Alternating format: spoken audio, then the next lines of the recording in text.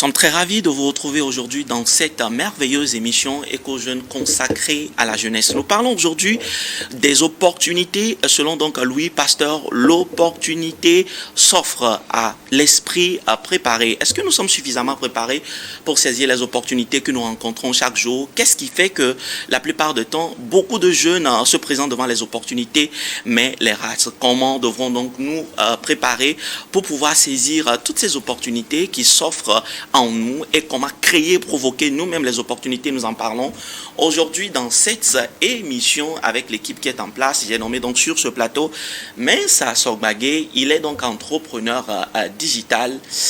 Beaucoup de casquettes à la fois. Mens, comment tu vas? Ça fait un très bon moment. Ça fait un moment vraiment. Bonjour Maestro. Je salue tous les téléspectateurs et téléspectatrices qui nous suivent. C'est un plaisir d'être là encore. Un plaisir d'être là encore. Certainement qu'on fera une très belle émission. On partagera les opportunités et les astuces également à nos jeunes qui nous suivent dans cette émission. Effectivement. Alors, pour faire cette émission, on va également compter sur Léontine que nous retrouvons aujourd'hui encore très charmante. Puisque nous parlons des opportunités, elle est beaucoup plus accro à tout ce qui intéresse les jeunes et notamment les filles. On en parlera dans cette émission. Léontine, comment tu vas? Je vais bien, Coco. J'espère que toi aussi tu vas bien. Je me porte à merveille. D'accord. Alors, Alain Gabar, il est de retour dans cette émission aujourd'hui, le jeune prodige qui a disparu entre-temps. On le retrouve dans les airs, par ici, par là. Aujourd'hui, il nous parlera donc de toutes ces opportunités également en tant que manager d'une organisation de la place. Quelles sont les erreurs que les jeunes font très souvent quand ils arrivent, lorsque les opportunités se présentent à eux? Est-ce que nous allons parler des CV, nous allons parler des interviews dans cette émission? Il nous le dira tout à l'heure. Alain, un grand plaisir de te retrouver également aujourd'hui, tout beau, tout pimpant, avec des cheveux repeints. Ça va? Merci beaucoup, Coco. Tout va bien, oui, tout va bien. Je suis très content également de retrouver Mens, de retrouver Léontine et de retrouver surtout nos téléspectateurs qui m'ont beaucoup manqué. Ça sera un réel plaisir pour moi de partager ce thème avec eux, de partager les astuces pour que, en tant que jeunes, nous puissions saisir les opportunités. Comme on le dit, une occasion ratée, c'est un péché. Donc, nous allons faire de notre mieux pour que nous puissions limiter les péchés en rentrant les opportunités. Super. Alors, je vais tout de suite donner la parole à Mens. Mens, j'ai appris en réalité de plusieurs personnes que la plupart du temps, les opportunités peuvent se présenter devant nous, mais il faut les provoquer. Est-ce que tu es d'accord avec cette affirmation? Ça, c'est clair, parce que la vie même que nous vivons, la vie, elle est là, mais si tu ne te réveilles pas, tu ne vas pas vivre. Donc, les opportunités sont là, mais attention, il faut être vif pour pouvoir les saisir. Il faut savoir déjà quelle opportunité rentre dans tes capacités. Ok. Il faut que tu aies déjà, qu'est-ce que je... Enfin, ça commence, hein? Oui. Ça commence vraiment avec du feu. Qu'est-ce que je peux faire? Voilà. Qu'est-ce que je peux faire? Ça, c'est clair, parce que ça, c'est... Mais souvent, tout ce qu'on se dit, c'est que c'est-à-dire que tout ce que... Moi, je cherche juste les opportunités, en fait. Tu vois, c'est là que nous... En fait, quand on veut tout voir, on ne voit finalement rien. On ne voit absolument... C'est comme un chasseur qui veut chasser, mais qui passe tout son temps à promener le viseur. Il promène le viseur c'est partout comme on chasse plusieurs lièvres à la fois. Tu n'attraperas rien, ou du moins, tu attraperas ce que tu ne veux pas. Donc, il faut déjà qu'on sache qu'est-ce qu'on est prêt à faire, qu'est-ce qu'on cherche réellement. Donc, là, ça nous permettra de le reconnaître lorsqu'on le verra. Voilà. Ça nous permettra de le reconnaître naturellement lorsqu'on le verra. Léontine, Yes. d'aucuns me disent qu'en Afrique surtout, que les opportunités c'est beaucoup plus en Europe, en Occident et tout ça, et qu'en Afrique il n'y a plus rien du tout, et que nous devons tous nous transporter à l'étranger avant de pouvoir réussir nos vies. Toi, Togolaise, citoyenne de son État, est-ce que tu pourras donc nous dire sur ce plateau qu'au-delà de tout, oui, nous devons créer davantage les opportunités, mais aujourd'hui, il y en a tellement également aussi que nous n'arrivons pas à saisir. Est-ce que tu peux confirmer ça sur le plateau? Oui, je peux confirmer. C'est pas seulement en étant en Europe, parce que les Européens aussi, je peux dire, la population, c'est chaud là-bas, c'est chaud. Donc, on ne peut pas dire que quitter ton pays, on dit c'est là où tu es que tu peux bien manger, tu peux manger comme tu le veux. Donc, si je quitte ici aujourd'hui, je vais en Europe pour dire que voilà, c'est là-bas que je vais trouver les opportunités. Je pense que ça va être un peu chaud. Et les gens qui sont là-bas témoignent. J'ai une amie qui est au Canada aujourd'hui qui me dit, j'ai une licence en ingénierie. Aujourd'hui, je vais là-bas pour faire la caissière, je suis devenue caissière. Donc, ça veut dire que c'est bien vrai que l'opportunité, ça s'ouvre et tout, mais dans quel domaine? Comment? Est-ce que c'est dans ton domaine, là où tu as eu, je ne sais pas comment je vais le dire, la manière dont tu as étudié pour dire que voilà, je suis telle, je suis top ici, j'ai des compétences dans tel domaine. Et que quand tu arrives là-bas, ce n'est pas forcément ce que tu as fait que tu vas aller le faire là-bas. On a eu des écoles où les gens ont eu leur master, où ils vont pour balayer les rues, ils vont pour laver les voitures, voire même laver les toilettes. Donc ça veut dire que la seule chose que nous poursuivons, c'est de l'argent et non peut-être les compétences, comme le frère l'a dit, et non les compétences et non ce que nous savons faire réellement. Et au Togo ou en Afrique, il y a plein d'opportunités. On ne cherche pas, en tant que jeune, on ne cherche pas ces opportunités. On ne se dit pas, dans mon domaine, est-ce que il y a des entreprises, voire même des sites qui peuvent me permettre de pouvoir trouver des opportunités qui cadrent réellement avec mes compétences. Il y a des sites comme ça. Si tu vas trouver des sites, même tu peux être chez toi et travailler ailleurs. Donc, il faudrait vraiment, en tant que jeune, qu'on soit curieux. C'est ce que moi je me dis. On n'est pas curieux dans ce que nous faisons. Et si on le fait, on peut trouver ce qu'on veut dans notre pays. Je commence par sortir des mots, se positionner, mince, curieux, selon Léontine. Ouais. Alors, je reviens donc à Alain également, donc sur le plateau. Alain, oui. Je vais aujourd'hui utiliser beaucoup d'assertions, beaucoup de choses que j'ai entendues dans les rues, des philosophes, des scientifiques, des grands connaisseurs, qui disent simplement que le futur du continent, le futur en réalité du monde entier, c'est en Afrique, et l'Afrique est un trésor inexploité. Est-ce que tu partages cette vision des choses? Je partage pleinement cette vision des choses, pour la simple raison que pour nous qui sommes aujourd'hui quand même dans le domaine de la mobilité, on se rend compte qu'il y a un nombre important de flux des citoyens des pays européens vers les pays africains. Et généralement, quand vous discutez avec ces personnes, on vous dira que le continent africain est encore vierge. Ça veut dire que rien n'est encore fait. C'est juste que c'est un peu dommage que nous-mêmes qui sommes sur le territoire, sur le continent, on ne se rend pas compte. Pour la simple raison que depuis l'Antiquité, on nous a toujours fait comprendre que c'est en Europe que se trouve le bonheur, que c'est en Europe que se trouve l'Eldorado. Mais en réalité, quand on prend les pays africains dans l'ensemble, nous disposons des sous-sols les plus fertiles, les sous-sols où il y a plus de minéraux, il y a plus de matières premières aujourd'hui. Ou quand on prend un pays comme le Congo, quand on prend un pays comme la Guinée aujourd'hui, en termes de production mondiale par rapport aux matières premières, ces pays occupent généralement la première place ou sont quand même dans les 5 premiers fournisseurs dans le monde entier en termes de matières premières. Et donc pour moi, je reste quand même convaincu que l'avenir du monde se trouve en Afrique, d'autant plus que nous avons un continent dans lequel nous avons une majorité, la population est assez jeune. Et aujourd'hui, c'est sur cette jeunesse-là qu'on se base pour pouvoir construire le lendemain, le futur. Donc, il nous revient maintenant, nous qui sommes là, et aussi les dirigeants, de voir quels sont les mécanismes à mettre en place pour que tout ce que nous avons comme atout puisse aussi profiter à nous-mêmes, les Africains. Et au-delà de ça, je m'en vais aussi ouvrir une petite parenthèse sur la valorisation de ce que nous avons comme atout et la communication tout autour. Parce qu'aujourd'hui, si nous voyons beaucoup de personnes qui veulent aller en Europe, qui veulent aller aux États-Unis, c'est parce que depuis toujours, dans les films, dans les documentaires, on présente ces pays comme les pays dans lesquels tout va bien, où il fait bon vivre. Alors qu'il y a des pays dans lesquels, en Afrique, quand tu es dedans, tu n'as plus envie d'aller en Europe. Moi, je me permets de partager mon expérience. La première fois où j'ai été en Afrique du Sud, plus précisément à Cape Town, je n'en revenais pas. Et il y a de cela quelques mois, j'étais encore à Conakry. Avant d'arriver à Conakry, compte tenu des images que je voyais sur les réseaux sociaux, je m'attendais à aller dans un pays où je serais dans le noir, où il y aura du sable partout. Mais j'ai été agréablement surpris du développement de Conakry par rapport à certaines capitales. Et donc, ça veut dire que moi, par exemple, qui est sur le continent, je n'ai pas les informations parce que tout le temps, quand on veut présenter ces pays-là, surtout la Guinée, c'est comme un pays où tout est délabré, où il n'y a pas d'électricité, tout, vous voyez. Donc, pour moi, aujourd'hui, si nous... à nos amis, hein, oui, voilà. Et donc, pour moi, aujourd'hui, si on veut aujourd'hui que les Africains puissent prendre connaissance, en fait, du potentialité de notre continent, il faudrait que la communication aussi puisse aller avec. Et on le voit bien aujourd'hui, si je me le permets.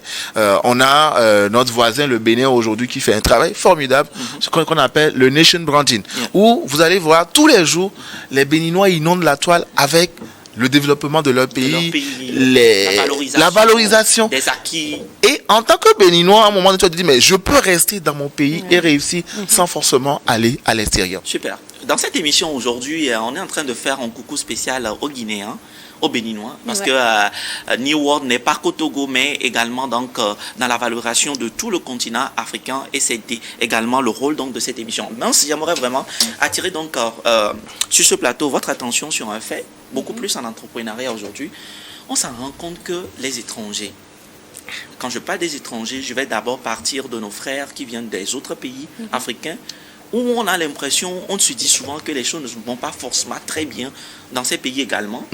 Mais quand ils arrivent chez nous, on s'en rend compte que mine de rien, ils arrivent à développer des activités, à réussir. C'est-à-dire que donner, par exemple, à un Nigérien, je veux parler d'un citoyen du Niger, par exemple, à qui également nous faisons coucou sur le plateau, qui arrive au Togo, mine de rien, peut-être qu'avec rien du tout, mais on en parlait il y a de cela 2 semaines dans une de nos émissions, dans 5 ans, donnez-lui juste, même pas 5 ans, 3 ans, et vous allez voir que cette personne que vous avez rencontrée, entre parenthèses, que vous aviez sous-estimée, devient en fait une référence. Et mine de rien, avec sa voiture et tout, prend des femmes et tout ce qui va avec et tout.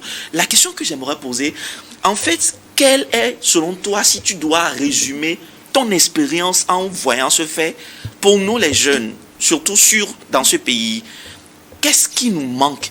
Qu'est-ce qu'on n'arrive pas à saisir et qui fait que on voit ces opportunités, mais on est là et les étrangers viennent et nous raflent les opportunités que nous avons?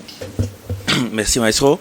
Je pense que moi je vais retourner sur un terme très simple que nous avons tous connu, ce qu'on appelle le rêve américain. C'est le fait que les Américains ont cru en eux et ils se sont dit, bon, à partir de moi individuellement, je vais contribuer à la construction de mon pays. Donc, entre-temps, à partir d'un moment, on parle de rêve africain où chacun se dit, je suis fier d'être africain, je veux tout faire pour pouvoir contribuer au développement de mon continent. Maintenant, il faut que chaque pays, on le voit avec, comme Alain l'a dit tout à l'heure, avec les Béninois, on le voit aussi avec les Burkinabés, il faut que chaque pays, dans chaque activité, puisse se dire, moi, je veux contribuer à travers ce que je fais à la construction de mon pays. Donc, ce qui fera que tu ne vas pas idéaliser le travail que tu auras à faire. Tu vas te dire, qu'est-ce que je fais, qu'est-ce que je dois faire et comment je dois le faire pour pouvoir évoluer. Ça doit être ça d'abord la motivation première. Comment je fais pour faire évoluer ce que j'ai sous la main comme opportunité. Et attention, on sait tous que notre système éducatif nous a bâti d'une façon à ce qu'on a idéalisé certaines professions. On se dit que moi, je finis mes études, je trouve un travail, je reste dans un bureau, j'ai réussi ma vie. Alors que ce n'est pas le cas dans tous les pays. Dans certains pays, très tôt, on les initie à ce que tu es le responsable de ta vie et tu dois te battre. Ce qui fait que la personne, quand il sort, tout ce qu'il trouve à faire, qui va lui rapporter de l'argent, il se lance dedans. Il se lance. Il ne voit pas les conditions dans lesquelles il va faire le travail, mais il se dit, qu'est-ce que je peux gagner dans ce travail que je fais? Il n'a pas honte pas du de tout ce qu'il fait en fait. Et comme tu l'as dit tout à l'heure, si on fait un sondage tout à l'heure, les métiers les plus rapporteurs, ce n'est pas... Bon, c'est vrai qu'au bureau, on gagne bien son argent. Oui, mais à la limite, c'est là à compter. En fait, c'est juste pour survivre, en fait. C'est pour survivre. C'est pour survivre, effectivement. J'ai lu un article la dernière fois sur quelqu'un qui a fait un petit sondage sur ceux qui vendent des petits cafés là, dans des boîtes là, 100 francs. 100 francs là, mais les gens là se font plus de 20 000 francs la journée. Certains d'entre eux. Sérieux? Oui. Quand ils se situent dans des endroits un peu stratégiques. Voilà. Ils peuvent se faire je fais 20 000 fois 30. Voilà, tu imagines un peu. Mais on est en train de parler de 600 000. Mais il a besoin de quoi? De l'eau et d'un thé. Et c'est tout. Ouais. Et il fait le Donc, mélange. c'est vrai, en réalité, 100 francs. c'est incroyable. Voilà. Donc, ça là, par exemple, quel Togolais va accepter faire ça? Déjà, il va se dire, les gens vont me voir pousser les trucs là. Me dira que nous, voilà. Moi, je ne peux pas le faire. On n'est pas dans ces trucs-là. Tu vois, donc il faut quand même qu'on déconstruise certaines choses-là pour dire que la réussite se trouve dans certains métiers seulement. Non. Tout ce qui va pouvoir te rapporter de l'argent, c'est un métier. Il n'y a pas de sous-métier. On le dit souvent, il n'y a pas de sous-métier. Quel que soit ce que tu fais et qui te permet de gagner ta vie, honnêtement, c'est un métier qui vaut les autres. Super. Voilà, donc je pense que c'est cette mentalité-là que d'autres nationalités ont compris. Et je crois que ça a été même intégré. Je n'ai jamais été, mais je suis sûr que ça a été intégré dans leur éducation, que ce soit à la maison ou à l'école. Ils ont été initiés déjà dans des matières, dans comment réfléchir. Ils ont certainement été initiés dans une autre façon de réfléchir, de considérer les choses, de voir au-delà, d'avoir une vision beaucoup plus globale des opportunités qu'ils ont chaque jour. C'est ça qui permettra quand même, qui nous permettra à nous aussi, Togolais surtout, Super. de pouvoir aller vers des domaines qui pourront nous faire sortir de notre situation. Oui, alors, je voudrais faire également une contribution sur le sujet. Au-delà de tout ce que Mensa a dit, moi je voudrais ajouter une chose rapidement, c'est que quand on est chez soi, que les gens m'excusent, mais on est un peu paresseux. On est un peu paresseux quand on est chez soi. Parce que les mêmes personnes qui étaient à Lomé, qui jouaient du clac et le bord, tout ça là, une fois à l'extérieur tout à l'heure, Léontine l'a dit, des gens qui ont le master, doctorat, mais ton colico, ou soit carrément qui lavent les toilettes, en fait, des choses qu'ils ne peuvent pas faire dans leur pays, mais qui se retrouvent à le faire derrière, dehors. Donc ça veut dire qu'à un moment donné, il faut que même quand on est chez soi, l'effort qu'on doit fournir, que nous puissions accepter de le faire. Et il y a également un autre point. Quand on prend le camp des Nigériens, et même de tous les étrangers qui sont au pays aujourd'hui avec nous, mais ils sont solidaires d'une manière pas possible. Le monsieur arrive, il n'a même pas un franc dans la poche, mais il va avoir un Diallo. Le Diallo lui donne le thé Lipton gratuitement. Il va là-bas, on lui donne le bouilloire. C'est aussi ça. Hein? C'est aussi ça, en fait. On n'a pas cette solidarité-là entre nous. Par contre, entre nous, les autochtones, si je peux le dire ainsi, quand je te vois émerger, c'est comment passer derrière pour pouvoir te tirer vers le bas. Et donc, il faut que nous arrivions à changer la mentalité pour que nous puissions saisir cette opportunité. Quand je vois un frère togolais émerger, au lieu de chercher à le nuire, au lieu de chercher peut-être à briser ses marchandises, tout ça là, mais c'est de voir comment faire pour pouvoir l'aider à avancer. Moi, je donne un exemple. Aujourd'hui, quand on prend les bonnes dames qui vendent au grand marché, ma femme est dans le domaine. Parfois, quand elle veut acheter chez une Togolaise au grand marché, la personne exige de payer au comptant. Par contre, quand elle va chez, excusez-moi, un Nigérien, peut-être que pour la première fois, le gars dit, ok, je te le donne. Tu as combien? Donne-le-moi. En fait, ils ont une manière de te faire une confiance aveugle dès la première rencontre et tu te dis, mais waouh! Alors que quand tu vas chez ton frère togolais, ta soeur togolaise, te dit, non, tant que tu n'as pas de totalité, je ne te vends pas. Donc, ce sont des aspects sur lesquels nous devons travailler, sensibiliser, pour que nous puissions apprendre à être solidaires pour pouvoir se développer. Alors, ce qui m'amène à quand j'écoute Mans et puis Alain sur le plateau, l'autre question qui me taraude l'esprit, est-ce que quelque part on peut dire que, en fait, nous, les Togolais, on n'a pas la culture de comment gagner de l'argent, comment vraiment faire du business, du tic-tac tout de suite et rentrer avec de l'argent, faire du business, mais on est beaucoup plus dans, je ne sais pas comment je vais dire ça, on est dans un programme beaucoup plus formel où on veut aller jusqu'au bout avant de s'en sortir. Est-ce qu'on peut dire qu'on manque de cette capacité tout de suite de développer des idées et de se faire de l'argent? Oui, tout à fait. Je crois que ce que Miss et Alain ont dit, c'est parfaitement vrai. Parce qu'aujourd'hui, je me souviens, j'étais au grand marché où... pas même au grand marché, c'est dans un marché à Agua ici, où le monsieur était bien bon, bien portant. Il a transporté les trucs là. Sur sa tête, bien habillé avec des gâteaux. Mais tout le monde regardait le jeune. On le regardait, mais pourquoi il a fait ça? Pourquoi? Mais ça, il gagne plus que les gens qui sont peut-être au bureau. Ça veut dire qu'aujourd'hui, on ne regarde pas du fait que les gens vont me voir, je ne vais pas le faire. C'est ça qui fait qu'aujourd'hui, on n'arrive pas réellement à gagner comme il le faut. Parce que si je laisse mon orgueil, je me dis aussi qu'il y a l'orgueil de côté. C'est aussi je laisse l'orgueil de côté, je me dis, j'ai besoin d'argent. Je dois travailler. Je ne vais pas rester chez moi pour dire que non, je n'ai pas du boulot et tout. Alors qu'il y a des choses qu'on peut faire et gagner de l'argent proprement dit. Mais vu qu'on est trop orgueilleux et qu'on est chez nous et qu'on se dit que voilà, j'ai une famille qui peut souvenir à mes besoins, je ne vais pas le faire. Donc je reste chez moi. Si je n'ai pas trouvé un boulot où je vais porter cravate bien bon et tout, avoir 300 000 à la fin du mois, je ne vais pas le faire. Super. Donc je me dis, il faudrait qu'on laisse notre orgueil de côté et qu'on se dise... je peux faire n'importe quel... Je prends par exemple Gozem. Gozem où les gens peuvent payer une voiture. On met ça à ta disposition, mais pour en faire. Le fait juste qu'on dit que c'est Gozem tu fais, voilà, je veux faire Gozem, les gens. Et souvent on dit que en fait avec Togo avec Blessi nous au niveau que me donne normalement.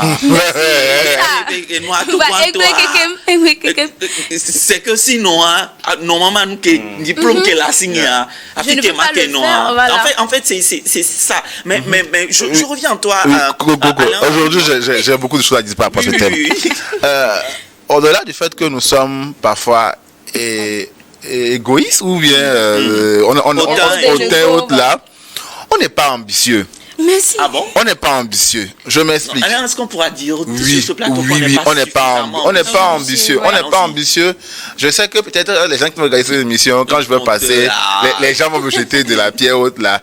Mais je préfère dire la vérité à nous parce que c'est une émission des jeunes. Il faudrait que les jeunes puissent prendre conscience. Pourquoi je dis qu'on n'est pas ambitieux? Le pauvre monsieur qui peut-être travaille, on lui paye 120 000 le mois. Au lieu de faire de telle en sorte qu'il puisse être ambitieux pour gagner plus, il va plutôt tellement réduire ses dépenses qu'avec les 100 000, il va se dire que ça va déjà pour moi. Ça suffit pour moi en fait. Alors que s'il était réellement ambitieux, quand il serait à un salaire de 100 000, je ne demande pas d'augmenter ses dépenses d'une manière considérable, mais de se dire en fait que je suis aujourd'hui à 100 000, mais il faut que je puisse, dans 6 mois, atteindre un revenu de 300, 500 000. Et là, ça nous pousse à regarder tout autour de nous. Mais ça, qu'est-ce que je peux faire pour saisir? Mais quand on est dans notre zone de confort, on se dit oui, et que me doit, et Sunama. On peut ça verse dans l'appareil, ça. Oui. On peut pas se développer, sincèrement. On ne peut donc pas se développer sincèrement. Est-ce que quelque part, on peut aussi dire, mais sur ce plateau, que la plupart du temps, on n'est pas aussi focalisé, c'est-à-dire que on est dans tous les sens, on ne veut pas être pointu dans peut-être, je dis n'importe quoi, dans un domaine, se cultiver, chercher vraiment les ouvertures dans ce domaine. Et comme on l'a dit au début de cette émission, on est partout et nulle part finalement. Non, moi je pense que c'est vrai, c'est vrai, mais ce qui justifie tout ça, d'abord, c'est le fait que les gens sont désespérés. Ok. Je crois, parce que quand tu es désespéré, finalement, tu veux, enfin. Voilà. Enfin, tu veux. À un moment donné, il faut diversifier. Voilà. Donc, il faut. C'est vrai, tu fais ça, mais ça dit ce qui rentre, c'est pas aussi ça. Tu veux aussi faire ici, tu prends ici, et finalement, tu n'es plus concentré sur aucun domaine. Donc, ça, c'est ça. Et est-ce qu'on peut pallier à ça? Je ne pense pas. Mais je pense que ce qu'on peut faire, surtout dans certains contextes comme les nôtres, c'est un peu compliqué. Je pense que notre situation au Togo, c'est pareil, partout c'est la même chose. Continent. Donc, ce qu'on peut faire, le temps que tu te cherches dans tous ces business-là, il faut que tu sois quand même concentré sur un objectif. Ok. Qu'est-ce que je veux devenir réellement? Parce qu'il faut quand même que tu saches que, est-ce que réellement, est-ce que tu veux faire ces petits jobs-là jusqu'à la fin de ta vie? Non, ça, est-ce que ça peut te permettre après de prendre soin de ta femme, de tes enfants, de construire une vie? Je ne crois pas. De s'offrir le plaisir qu'on veut. Non. Donc il faut quand même que dans ces petits trucs-là, il faut que tu aies un objectif précis. Je veux que dans 3 ans, que je bâtisse mon entreprise, par exemple. Je veux que dans 5 ans, que j'ai ce diplôme-là qui me permettra de décrocher tel emploi pour améliorer mon quotidien. Il faut quand même que, avec le peu que j'ai, même si j'ai 100 000, j'ai 150 000 aujourd'hui, je me dis je sacrifie 50 000 de mettre de côté pour payer mes études, ou pour apprendre un métier, ou pour acheter une machine, ou pour, lancer un truc. Comme ça te permet dans tes allers-retours là, qui ne te rapportent pas grand-chose, de converger toutes ces énergies-là pour construire quelque chose de plus grand dans le futur. Alors, nous venons donc de poser vraiment dans cette émission les très bonnes bases.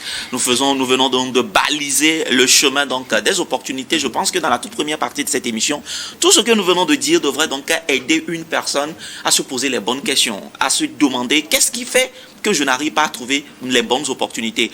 Est-ce que c'est à mon niveau? Est-ce que je manque d'une compétence? Est-ce que c'est ma honte? Est-ce que je ne veux pas commencer au moins petitement?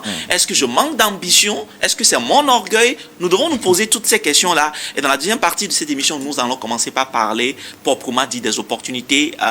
On revient dans la deuxième partie très rapidement pour commencer donc par vous partager les opportunités. À très bientôt.